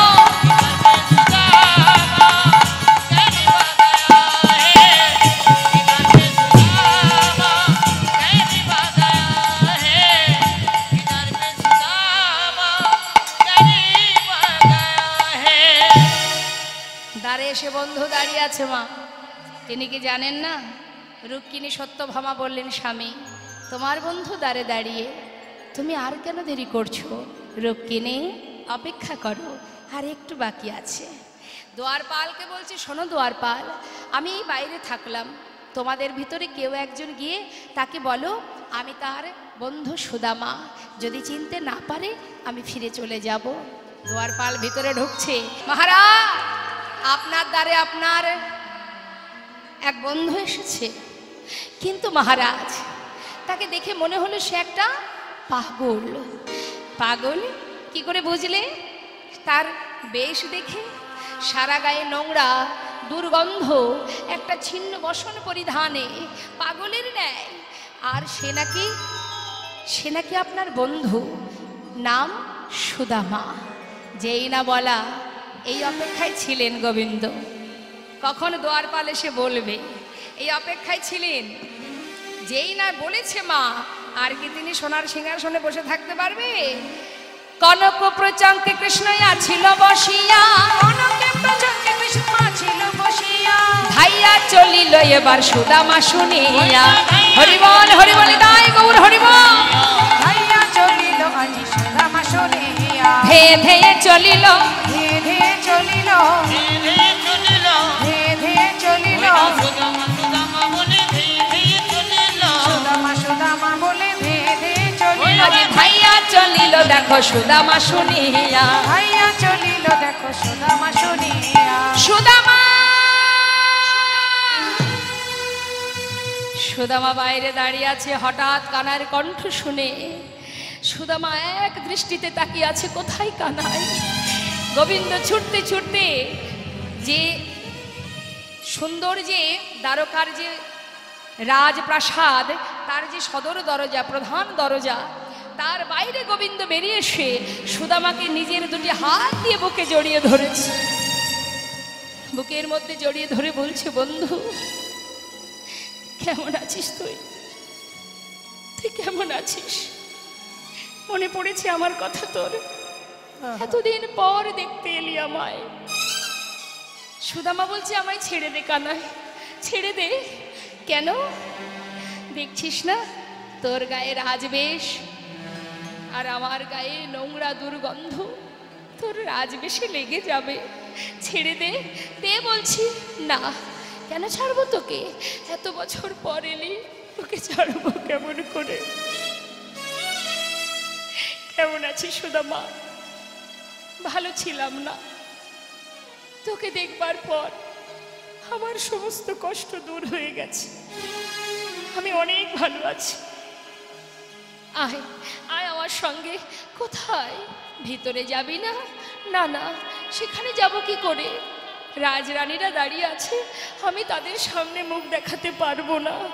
কি বললি? তাদের সামনে যেতে পারবি না? চেয়ে দেখ, ওই দেখ, সকলে বরণ ডালা নিয়ে তোর আশাপথে নয়ন দিয়ে প্রতীক্ষা করছে, তোকে বরণ করবে বলে। আয় বন্ধু। জোর করে সুদামাকে নিয়ে প্রাসাদের মধ্যে ঢুকলেন।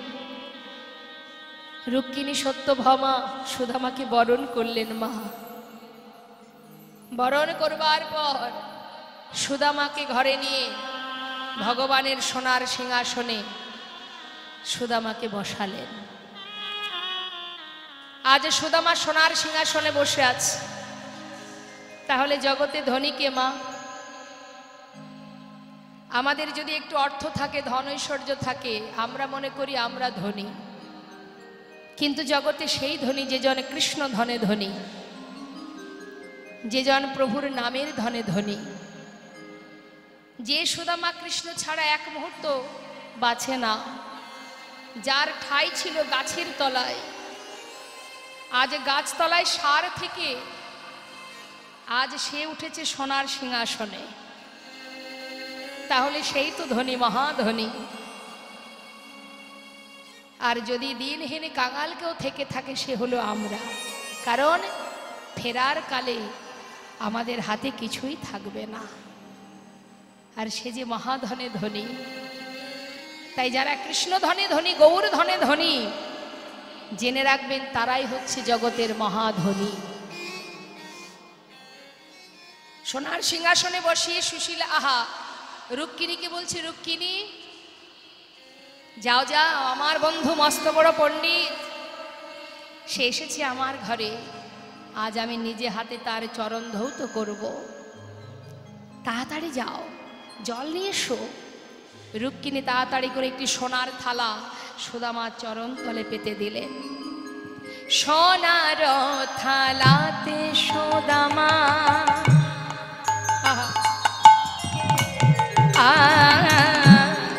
চরণ রাখিল,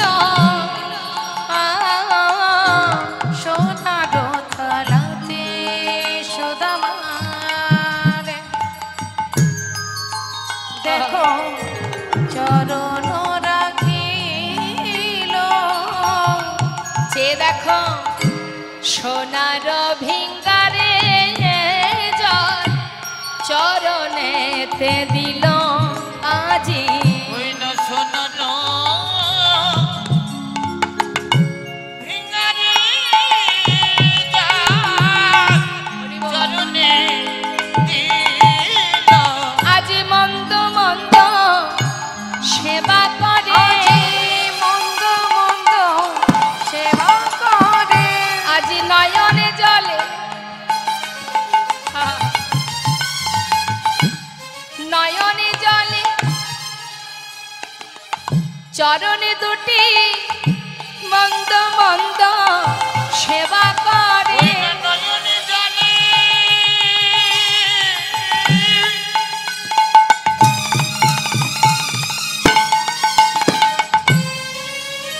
চরণ ধোয়াই দিয়ে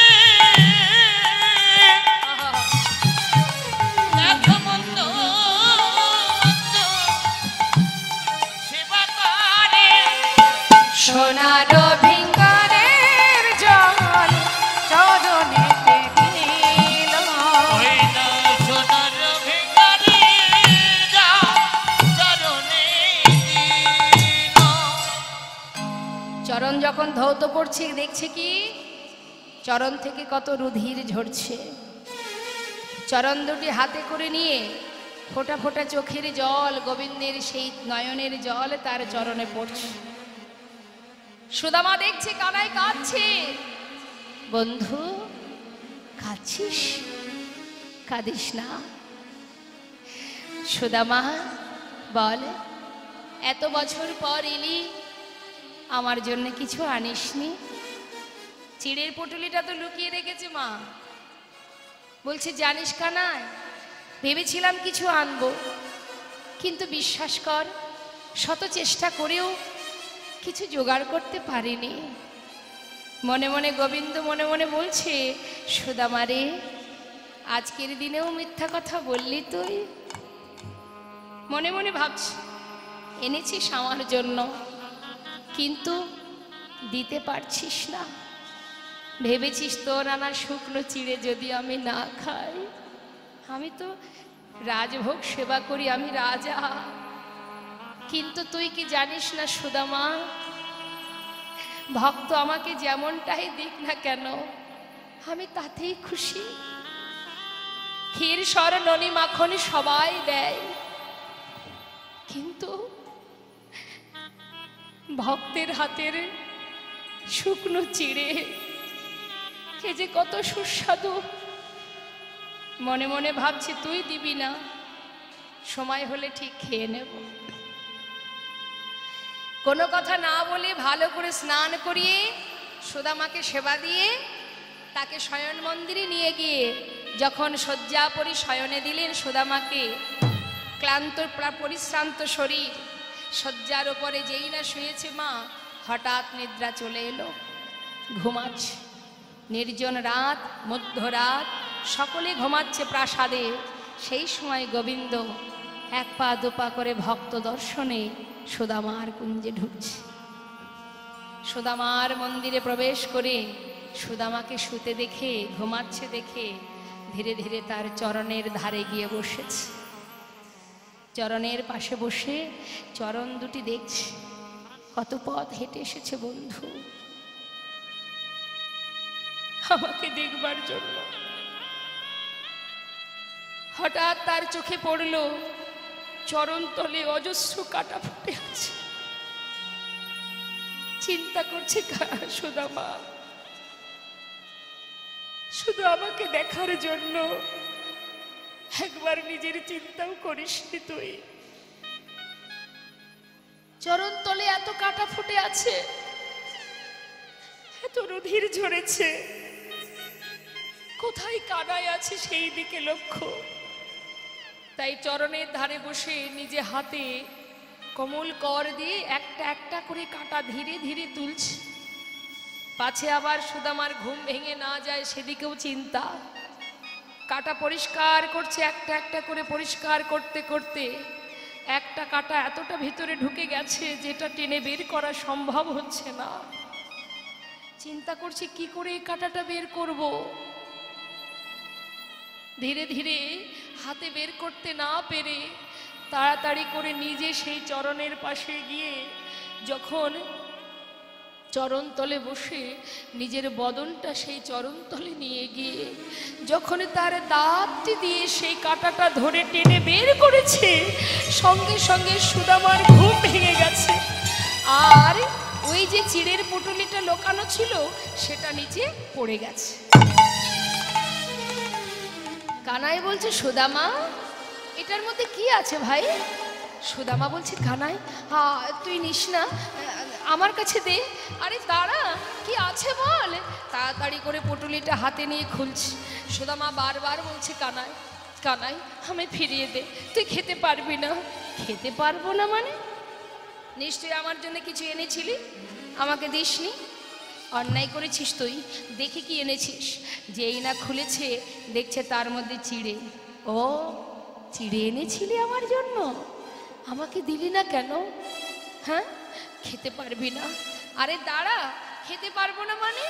যেই না মুখে দিতে যাবে হঠাৎ দেখছে চিড়েগুলো সব ভেজানো। আচ্ছা ঠিক করেছিস, এই না হলে আমার বন্ধু। ও জানে শুকনো চিড়ে খেলে মুখে ব্যথা লাগতে পারে, সেই জন্য চিড়েগুলো ভিজিয়ে এনেছে। এই তো, এটাই তো বন্ধুত্ব। ঠিক করেছি সুদামা। সুদামা বলছে, কানাই আমি তো ভিজিয়ে আনিনি। সে কি, ভিজলো কি করে তা তো জানি না। তবে আমার মনে হয় পথে আসার সময় তোর কথা ভাবতে ভাবতে যখন আমি রাস্তায় কাঁদছিলাম, আমার মনে হয় আমার চোখের জলে চিড়ে ভিজে গিয়েছে, আমার চোখের জলে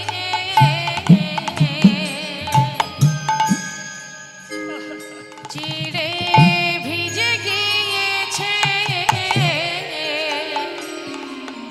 আমি কেমন করে ওরে কানাই রে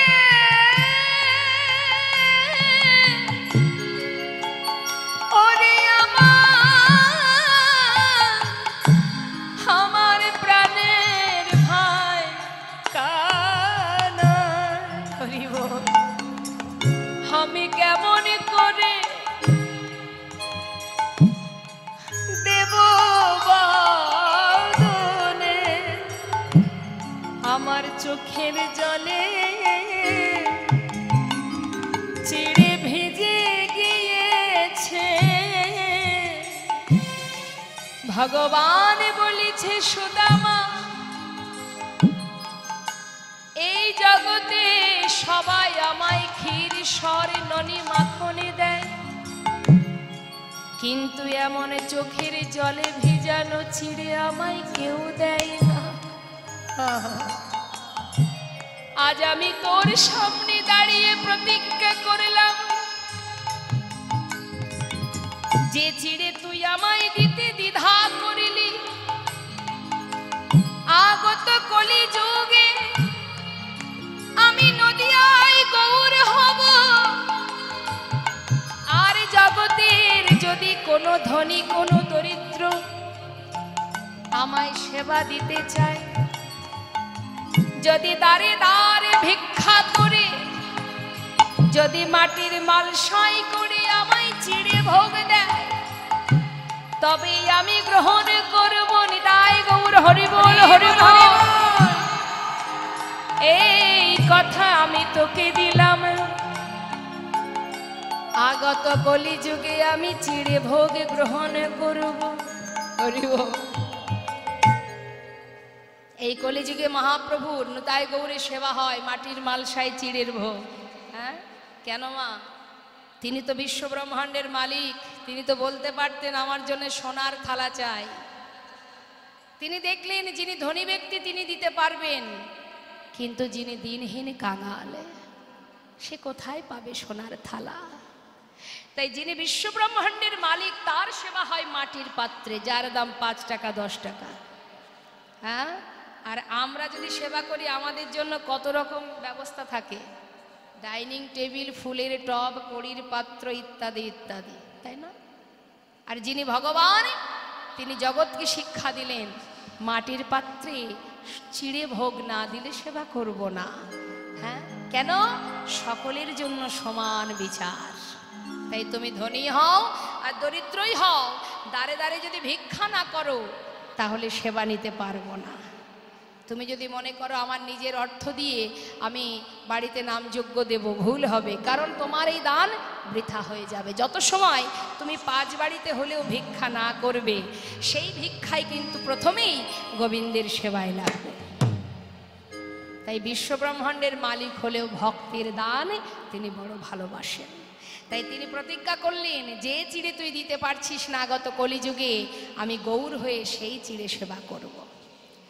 এই কথা দেবার পর সুদামা কিছুদিন কানার কাছে আছে, আর এদিকে ভগবান কৃষ্ণ আমার রুক্মিণীকে ডাকলেন। রুক্মিণী, বলো, তুমি তো স্বয়ং লক্ষ্মী, পারবে না আমার একটা ইচ্ছা পূর্ণ করতে? কি স্বামী? রুক্মিণী, আমার সুদামা, আমার বন্ধু, সে বড় অসহায়। গুরুকুলে প্রতিজ্ঞা করেছিল জীবনে কোনোদিন কিছু চাইবে না, আর ও যদি না চায়, আমি ওকে প্রতিজ্ঞা করেছিলাম ওকে কিছু দেব না, তাই না চাইলে আমি তো দিতে পারছি না। তাই রুক্মিণী, তুমি তো স্বয়ং লক্ষ্মী, যাও না, পারবে তুমি আমার বন্ধুর সমস্ত দারিদ্রতাটা দূর করে দিতে? রুক্মিণী বললেন, কেন পারবো না? আপনার অনুমতি হলে অবশ্যই পারবো।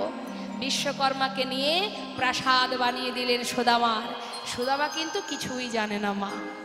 কিছুদিন পর সুদামা বলছে, বন্ধু তাহলে এবার বিদায় দে, আমি যাই। সুদামা, চলে যাবি ভাই, কিন্তু কিছু চাইবি আমার কাছে? পরীক্ষা করছেন গোবিন্দ। দেখো, সুদামা বলছে, হ্যাঁ রে, তোর কাছে এলাম, তোকে দেখলাম, জীবনের সমস্ত কষ্ট যেন দূর হয়ে গেছে, আর তো তোর কাছে কিছু চাওয়ার নেই। আজ আমি মনের আনন্দে ঘরে ফিরব। তুই শুধু, তোর কাছে আমার একটা চাওয়া, তুই যেন কখনো আমায় ভুলে না যাস, তোর সঙ্গ ছাড়া যেন করিস না কানাই। ঠিক আছে, ঠিক আছে, তাহলে যা সুদামা, চিন্তা করিস না। সুদামাকে বিদায় দিল মা। সুদামা সেই আপন ঘরে ফিরে গিয়ে নিজের সেই গাছতলায় যে স্ত্রী ছিল তাদের আর খুঁজে পাচ্ছে না। কোথায় গেল আমার স্ত্রী, সন্তান কোথায় গেল? চারিদিকে খুঁজে খুঁজে হঠাৎ দেখছে বিশাল একটা প্রাসাদ। ভাবছে হয়তো কোনো ধনী ব্যক্তি এসে প্রাসাদ বানিয়েছে, তা আমার গিন্নি কোথায়? চারিদিকে খুঁজতে খুঁজতে হঠাৎ দেখছে ওই রাজপ্রাসাদ থেকে তার স্ত্রী সুশীলা ওই রুক্মিণীর মতো রাজরানীর বেশে বরণডালা হাতে নিয়ে উপর থেকে নিচে নেমে আসছে। অপলক দৃষ্টিতে তাকিয়ে আছে তার স্ত্রীর দিকে। সুশীলা বলে উঠলেন, স্বামী, তুমি কিছু না চাইলে কি হবে? সমস্ত দারিদ্রতা দূরীভূত করে তোমাকে মহাধনে ধনী করেছে তোমার বন্ধু, তুমি হয়তো জানো না। এসো স্বামী। স্বামীকে নিয়ে ঘরে গেলেন। ঘরে গিয়ে দুজনে গোবিন্দ সেবায় রত হলেন। এই মধুর সম্পর্ক, একদিকে বন্ধুত্ব আর একদিকে ভক্তি। শাস্ত্রে বললেন, কষ্ট না করলে কখনো গোবিন্দ পাওয়া যায় না। হ্যাঁ, আর বিনা প্রেম সে নাহি মিলে নন্দলাল, অর্থাৎ প্রেম ভক্তি ছাড়া গোবিন্দকে পাওয়া যায় না। তাই আজ সুশীলা আর সুদামা দুজনে গোবিন্দ সেবা দিচ্ছে আর রাধা গোবিন্দের যুগল দর্শন করে গুণগান গাইছে। রাধে কৃষ্ণ গোবিন্দ গোপাল রাধা রমণ হরি হরি হরি বল। রাধে কৃষ্ণ গোবিন্দ গোপাল হরি বল। রাধা রমণ হরি হরি হরি বল।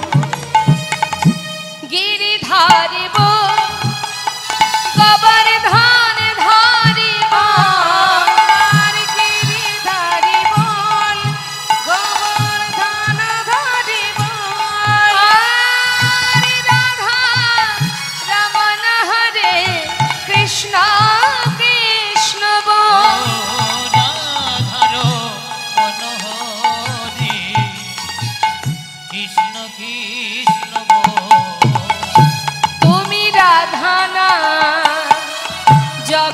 জগতের না তুমি রাধা না জগতের না গোপী জন বল্লভ প্রভু গোপীনাথ রাধে কৃষ্ণ গোবিন্দ গোপাল বল বল রাধার মনোহরি হরি হরি নিতাই গৌর হরি বল হরি বল মনোহরি হরি হরি বল হরি হরি হরি জয় রাধেশ্যাম জয় রাধেশ্যাম। এখানে ভক্ত আর ভগবানের মধুর লীলাকে আমরা বিশ্রাম রাখবো, সবাই মিলে আমরা দর্শন করব। ভক্ত আর ভগবানের মিলন হইল, ভক্ত আর ভগবানের মিলন হইল, প্রেমানন্দে বদন ভরে হরি হরি বল প্রেমানন্দে হরি বল হরি বল নিতাই গৌর হরি বল মদন হরে হরি হরি বলো। জয় রাধেশ্যাম জয় নিতাই জয় গৌর। আমাদের লীলাকে এবার আমরা বিশ্রাম রাখবো। আসুন আমরা সবাই মিলে একটা রাধা গোবিন্দের সুন্দর ভজন শ্রবণ করি, তারপরে আমরা নিতাই গৌরের জয়ধ্বনি করব।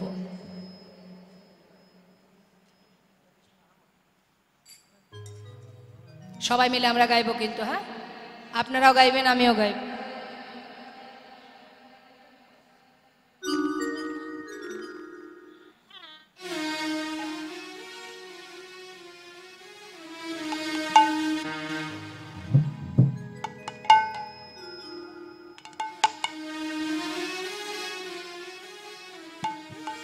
জয় রাধেশ্যাম। রাধা কৃষ্ণ প্রাণম, সবাই মিলে হাতে তালি দিয়ে ভজনটা আমরা গাইবো।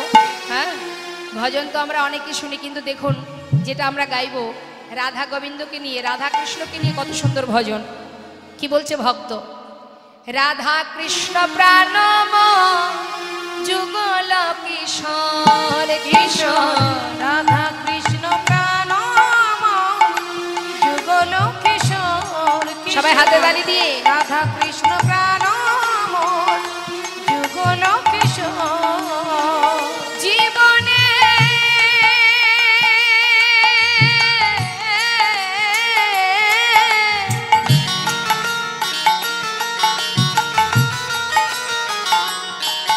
আর জীবনে মরণে গতি, জীবনে মরণে গতি আর নাহি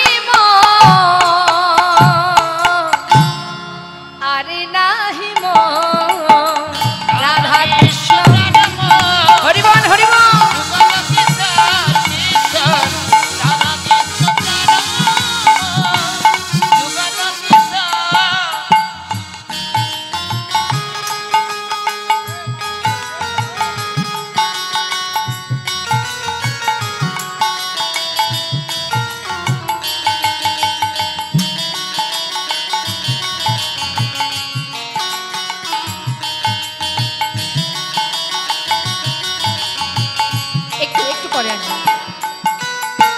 কালিন্দির কুলে কিবা কদম্বের কালিন্দির কুলে কিবা কদম্বের রতন বেদির পরে, রতন বেদির পরে বসাব দুজন, বসাব দুজন রাধা কৃষ্ণ প্রাণ।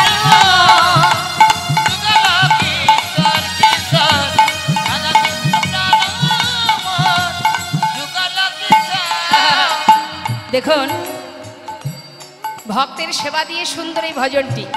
ভক্ত কি বলছে আরো?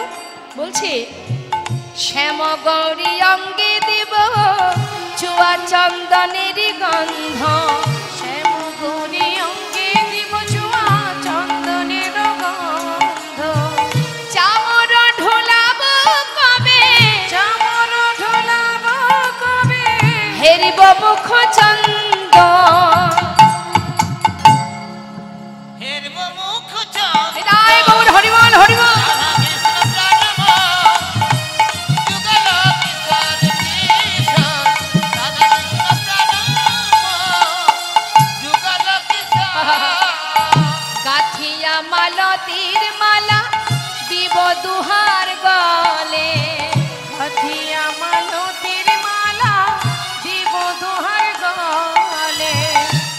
গাথিয়া মালতীর মালা দিব দুহার গলে গাথিয়া মালতীর মালা দিব দুহার গলে কর্পূর বদন ভরিয়া দেব অদন ভরিয়া দিব কর্পূর তাম্বুলে কর্পূর তাম্বুলে রাধা কৃষ্ণ প্রেম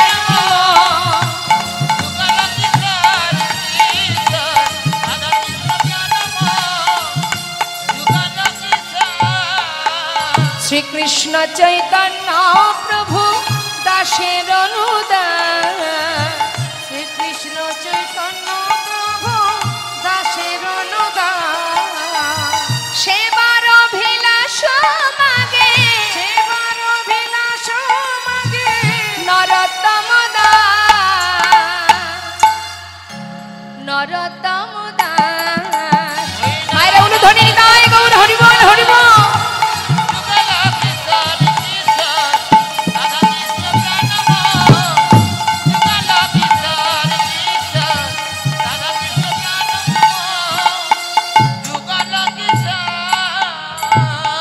জয় রাধেশ্যাম। এবার শুন আমরা সবাই মিলে নিতাই গৌর জয়ধ্বনি করি।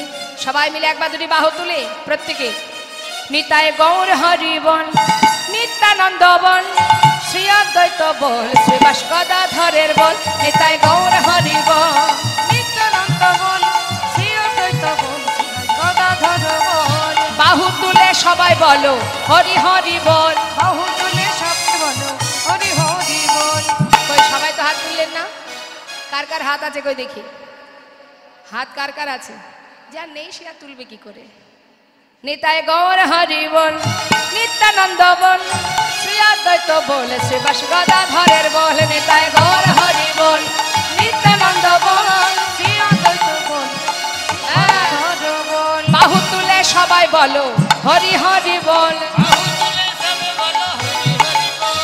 জয় দিলে জয়ী হবে বলো হরি বল জয় দিলে জয় হবে বল হরি বল হরি বল হরি বল হরি বল।